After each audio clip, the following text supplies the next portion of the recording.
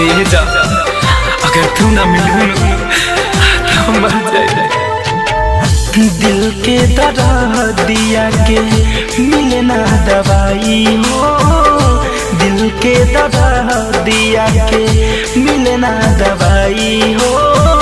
बनवले शराब जवान, बनवले शराब जवान कहवा भेटाई हो।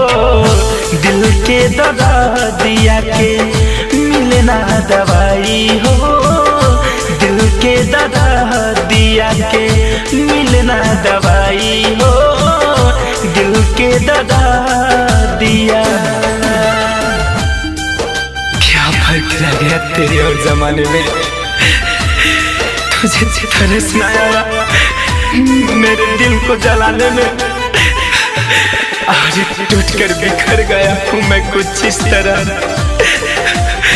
कि अब ढूंढता हूँ तुझे हर शराब के पैमाने में। ओहो मोहब्बत में खैले होई धोखा, एही से चीज एगो बनवले अनोखा।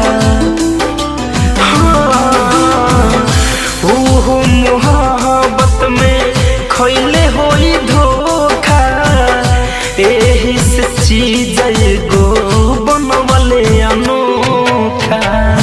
लागल बयाग दिल में कैसे बुझाई हो, लागल बयाग दिल में कैसे बुझाई हो।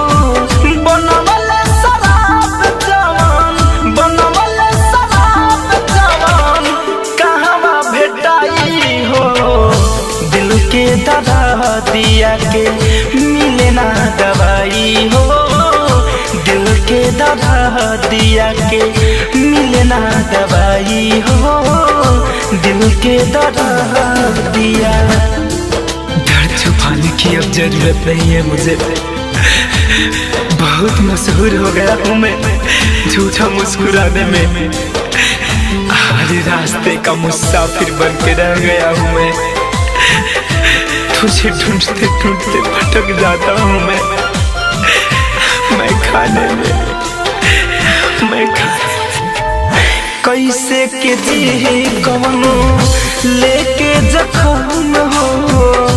फैशन फिरोज पढ़ना कैलू रहम हो। कैसे के जी कवनो लेके जखम हो। अभिनव दिनेश पढ़ना कैलू रहम हो। धड़कन धनंजय ओके कैसे भुलाई हो, धड़कन धनंजय ओके कैसे भुलाई हो। बनवले शराब जवान, बनवले शराब जवान कहवा भेटाई हो। दिल के दर्द दिया के मिले ना दवाई हो, दिल के दर्द दिया के मिले ना दवाई हो, दिल के दर्द